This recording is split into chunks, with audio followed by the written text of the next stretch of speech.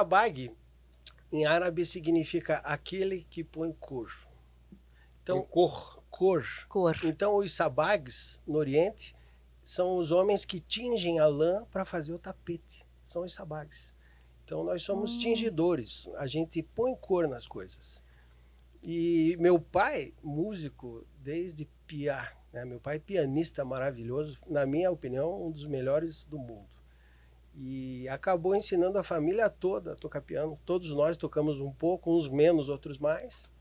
Eu tenho o irmão Paulinho Sabag, que é pianista maravilhoso, chefe de cozinha também. Ele ficou entre a faca e o teclado. E eu, por exemplo, eu fui apenas pianista profissional por 33, 34 anos, até dar um problema na minha mão. Eu estava na Europa, tocando com Raul de Souza, e a mão esquerda parou de funcionar. E eu tinha mais um mês de tour ainda para fazer. Eu fui enganando, eu fui tocando com 2 dedos na mão esquerda, o resto da turnê. Quando eu voltei para o Brasil, a mão ruim, o médico falou, ó, você não vai tocar piano tão cedo. Mas foi o quê? Tendinite? O quê? Uma artrite. Artrite.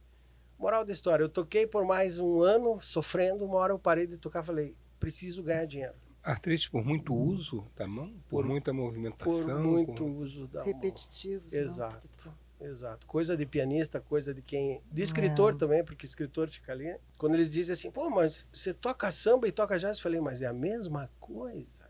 Um é em 2x4, o outro é em 4x4. Mas os dois estão de mãos dadas. O Cláudio Jorge, não sei se você conhece, tem um disco chamado Samba Jazz de Raiz. Olha aí. Que é muito legal, que mostra essa fusão e essa pegada do samba com jazz. Exato. Que é incrível, e são irmãos mesmo. Exato, e eu, como eu te falei, eu toquei durante 8 anos com o Raul de Souza. Daí a gente ia tocar na Europa e todos os brasileiros achavam que a gente ia tocar jazz na Europa. Só que chegava na Europa, nada de jazz, era só samba. Tanto que eu digo hoje para os músicos que tocam no meu bar, eles vão tocar jazz lá. Eu digo, e samba? Ah, não, eu não sei tocar samba. Eu falei, então aprenda. Dê um jeito de entender o samba, porque se você quer trabalhar no exterior, você vai ter que tocar tua música. Você não vai tocar jazz no exterior, você vai tocar samba. Sério, Jeff? Sério. Aos 22 anos eu falei, eu preciso fazer a música me dar dinheiro. E naquela época, o que acontecia? Em 1988, eram os teclados falando mais alto, porque o tecladista entrava num estúdio e fazia trilhas comerciais, jingles, sozinho. Sim. Moral da história, juntei toda a minha grana, comprei um tecladinho e comecei a fazer jingle, comecei a trabalhar com produtoras de vídeo. Moral da história, foram 18 anos trabalhando com Deiró, trabalhando com a GW, com a Soft Fazendo Video, jingles. fazendo jingles. Mas não a composição, ou a composição também? É menos composição, porque eu trabalhava com letristas, e os letristas compunham a melodia. Então eles vinham, cantavam na minha orelha, eu montava a base, eles já cantavam. Em 2 horas a gente tinha um jingle pronto. Você lembra de algum assim? Ah, não vou lembrar porque foram... Para, Jeff. 6 anos. Ele não quer cantar. Ele não quer. Ele falou que ele não gosta de cantar. Eu não sei cantar, é diferente de não gostar, até gostaria. Mas foram tantos anos, Rodrigo, foram 18, que eu devo ter feito brincando 10 mil jingles por ano, pense. É muita coisa. E trilhas, trabalhei para Reuters, para a agência Reuters, eu ganhei muito dinheiro fazendo trilha. Por isso eu não viajava com os meus amigos para a Europa. Porque o que eu acabei fazendo? Comprei apartamento, comprei carro, montei estúdio. Então, esses 18 anos eu vivi só para ganhar dinheiro. Quando minha mãe faleceu, a minha vida mudou.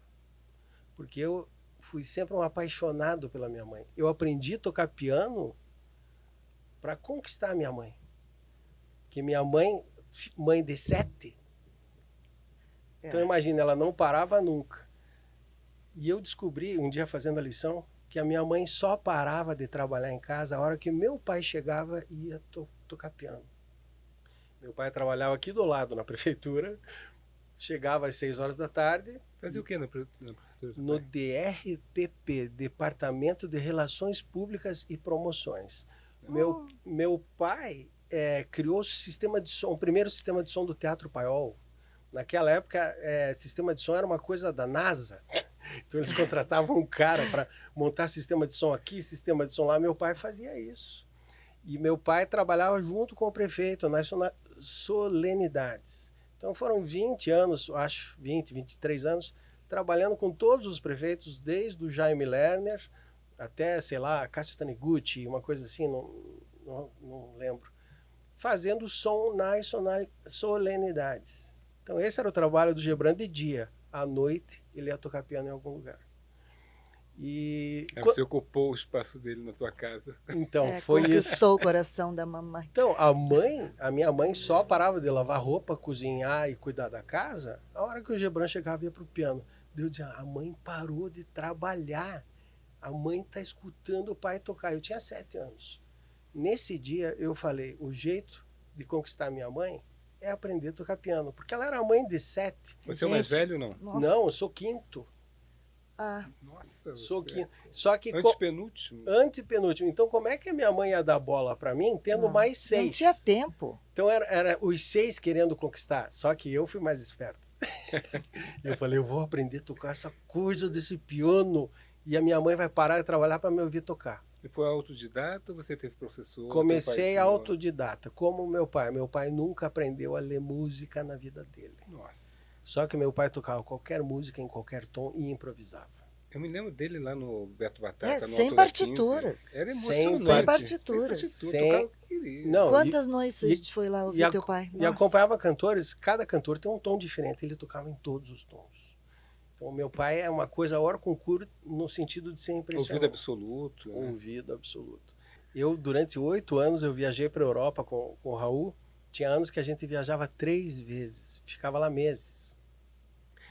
E o que acontecia? Era tudo simples, porque não tinha luxo nenhum. Somos músicos brasileiros tocando samba na Europa. Então era tudo muito simples, eram hotéis simples, lugares simples.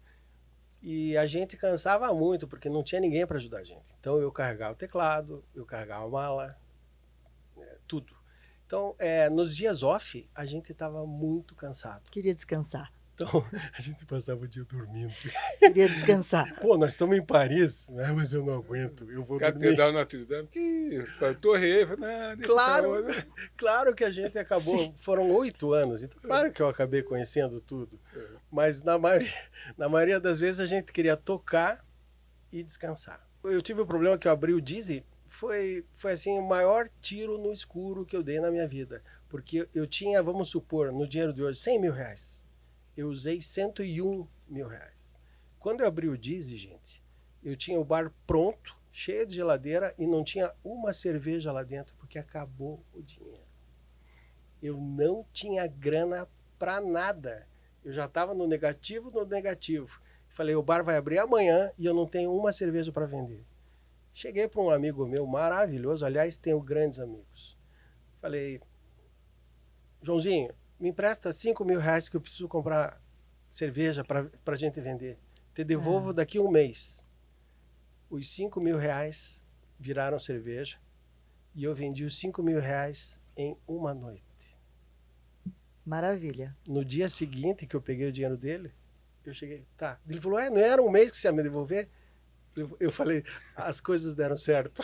Ai, que bom. Tá aqui. Bom. E a partir desse dia, o Dizzy nunca mais esvaziou. São 9 anos de casa cheia. O meu maior orgulho é pagar mais de 900 cachês por ano. Isso todo ano. Cara, na pandemia, em 2021, quando eu voltei, eu paguei 600 cachês e eu fiquei extremamente chateado. Que eu falei, gente, eram 900 e agora são 600. Só que em 2022, 1.000 cachês. Lindo. E que 2023 eu passe disso. 2023 eu quero pagar 1.200 cachês. É muito legal você dar dinheiro na mão de músico.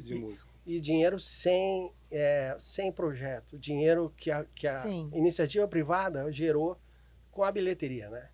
Então, tem dias que vão menos pessoas, tem dias que vão mais. Mas um dia subsidia o outro. Então, todos os músicos saem de lá com o seu cachê. E como é que é administrar o público numa casa de música? Porque vira e volta deve ter um cara que bebe mais, se altera. Pô, o cara tá fazendo um solo bonito no piano. Começa a falar muito alto. Começa a falar. Como é que você administra o bêbado chato? No começo, existiam mais bêbados chatos. Hoje, eu sinto que houve uma educação natural da plateia.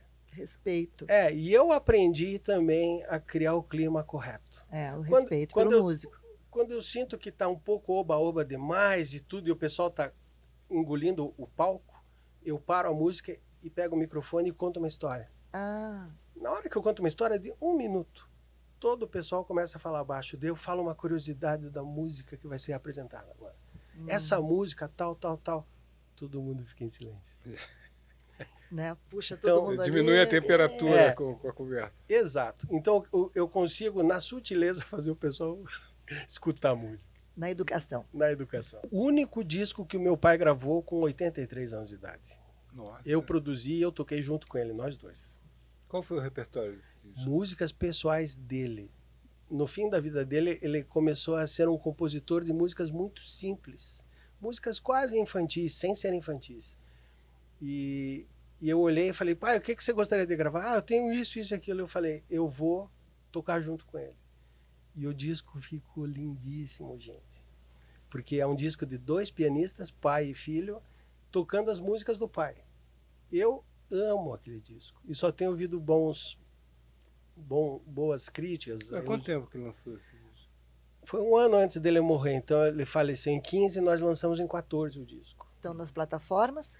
Não, na verdade não, porque o disco a gente fez 1000 cópias. E quem tem, quem não tem, não tem. Vendemos as 1000 cópias em 2 meses. Lindo. Ele não botou no Spotify? Né? Não pus em nada, porque daí eu comecei a fazer o Dizzy, eu esqueci do disco. Mas, cara, hoje eu devo ter um. A gente vendeu tudo, vendemos tudo. Eu fiquei chocado. Tem prioridades aí, tem o livro, tem o disco, tem muitas coisas. É verdade.